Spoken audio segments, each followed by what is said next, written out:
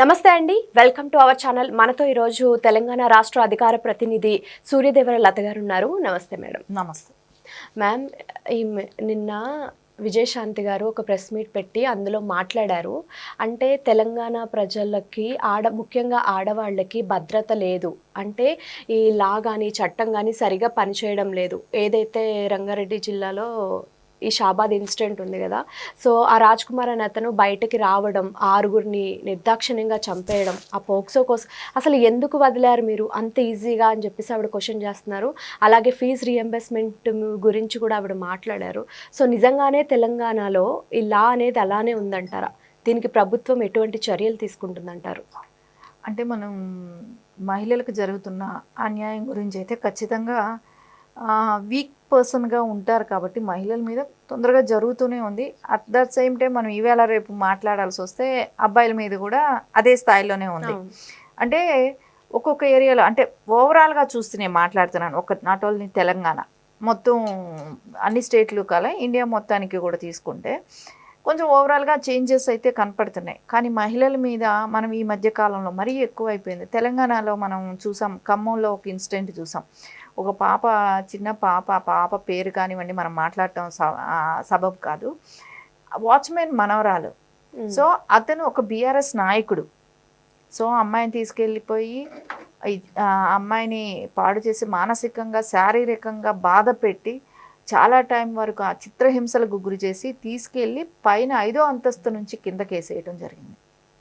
So అమ్మాయికి వెన్నుముక్క కూడా damage అయింది. డ్యామేజ్ అయ్యి తర్వాత అతన్ని కూడా అరెస్ట్ చేశారు. చాలా నార్మల్గా వెళ్ళింది.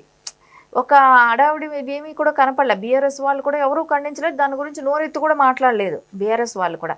అంటే అపోజిషన్లో ఉన్న పార్టీ అది బీఆర్ఎస్. సో ఖచ్చితంగా నిలదీయాల్సిన అవసరం ఉంది కదా. ఇప్పుడు మనం చూసాం నార్త్ సైడ్ జరిగితే సో ఎంత సివియర్ యాక్షన్ తీసుకున్నారు. ఆ పాప చనిపోయింది. సో చాలా బాధాకరమైన విషయం. అంటే ఆ పాపకు చిన్నపిల్లే, మైనరే అనుకుంటా, మేజర్ కూడా కాదేమో. అట్లాంటి పాపకు జరిగినప్పుడు అక్కడ ఇమీడియట్గా యాక్షన్ తీసుకున్నారు, రోడ్డు మీదకి తీసుకొచ్చారు. ఇక్కడ ఏం చేస్తున్నారు, ముసుగులు తొడిగేసి తీసుకెళ్తున్నారు. సో వాళ్ళని సమాజానికి చూపెట్టాల్సిన అవసరం ఉంది. వాడు తప్పు చేశాడని సమాజానికి చూపెడితే ఆడు రేపొద్దున అలాంటి తప్పు చేయడు.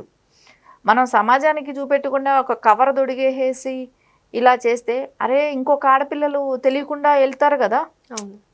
ఇప్పుడు తెలియదు సమాజంలో, వాడు ఇట్లా అమ్మాయిని ఇట్లా చేశాడు, ఆ రకంగా ప్రాణం మీద. ఇప్పుడు అమ్మాయికి లేచి నిలబడే పరిస్థితి లేదు, అమ్మాయికి వెన్నుపూస కూడా ఇరిగిపోయింది.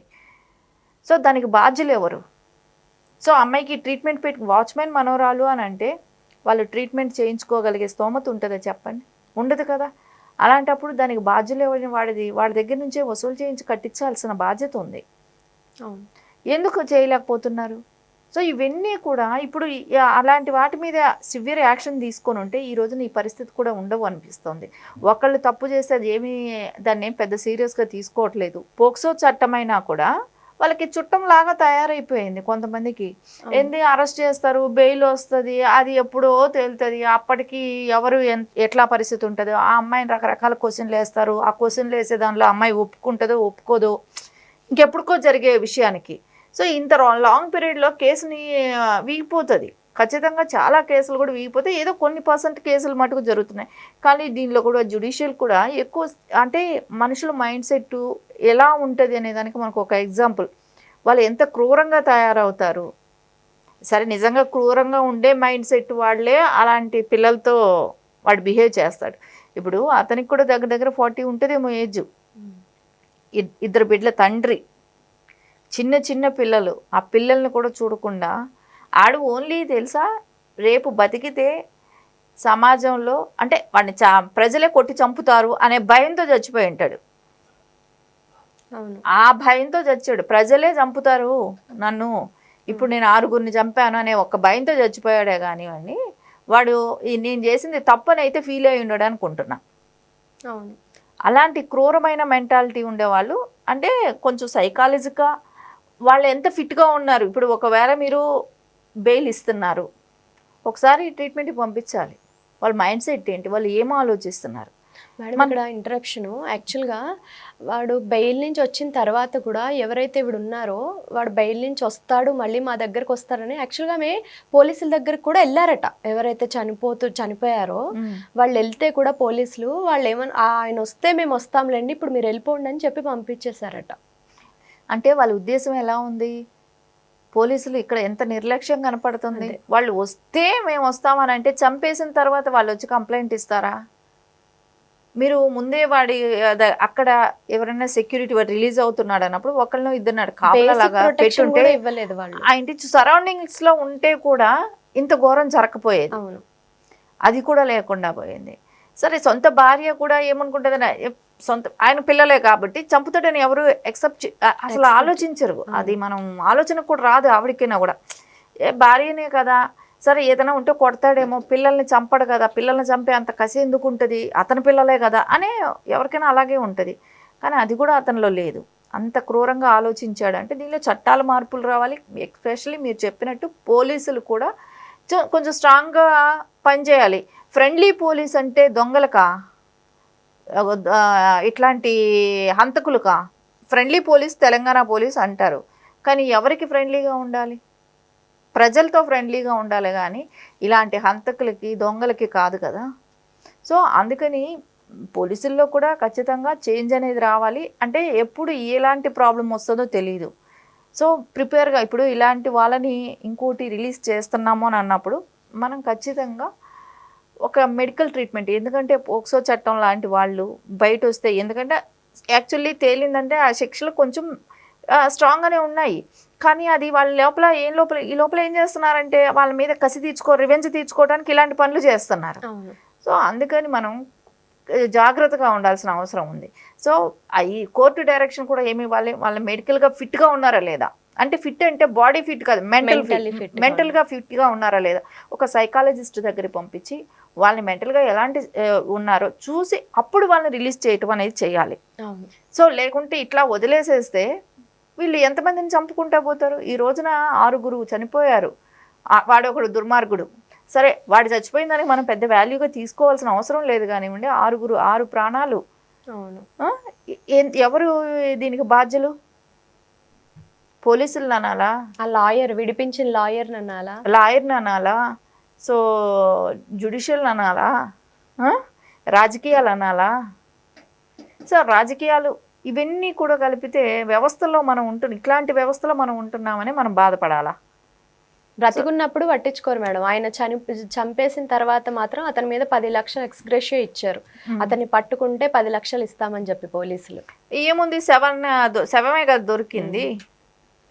అదేదో ముందే మీరు జాగ్రత్త పడి ఉంటే సో ఈ ప్రాబ్లం ఉండేది కాదు కదా. ఇప్పుడు విజయశాంతి గారు మాట్లాడినా, సొంత పార్టీలో ఉండి ఆవిడ విభేదించి మాట్లాడుతుందన్నా కూడా రియాలిటీ అది. అంటే రియల్గా జరుగుతున్న ఇన్సిడెంట్స్ మనం ప్రపంచవ్యాప్తంగా ఇదే జరుగుతుంది. సో ఎస్పెషల్లీ మన తెలంగాణలో ఈ మధ్య కాలంలో ఇలాంటివి ఎక్కువ జరుగుతున్నాయి అన్నప్పుడు బాధేస్తుంది.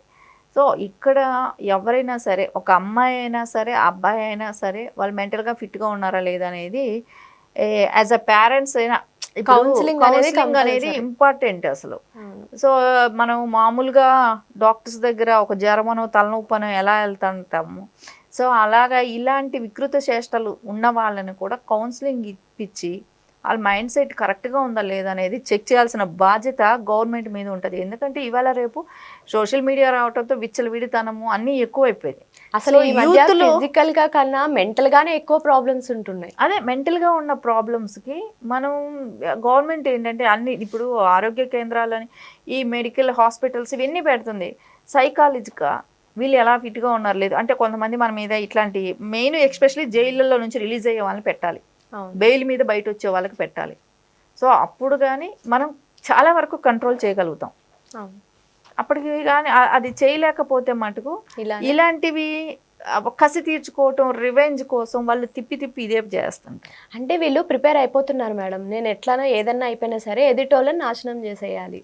అసలు ఎలా ఉందంటే అమ్మ, ఒక రౌడీ షీటర్నైనా కూడా క్లియర్ చిట్ ఇచ్చేస్తుంది జ్యుడిషియల్లో. సో నిజంగా ఎన్ని వాళ్ళు ఎన్ని పనులు చేసినా కూడా వాళ్ళ క్లియర్ చిట్ ఇస్తుంది. అవును. వాళ్ళు చేస్తున్నారు, చేసి వాళ్ళు క్లియర్గా కేసులు కొట్టేసుకోగలుగుతున్నారు. అంటే ఇదంతా ఎక్కడి నుంచి జరుగుతుంది? వ్యవస్థలో వాడుకోవటం, వ్యవస్థల్ని ఇష్టానుసారంగా మేనేజ్ చేసుకుంటున్నారు. ఫ్రెండ్లీ వ్యవస్థ, అది డబ్బున్నాడికి వ్యవస్థ. అదే ఎవరు డబ్బు ఖర్చు పెట్టగలిగితే వాడికి వ్యవస్థ పనిచేస్తుంది. Okay, thank you madam. నమస్తే.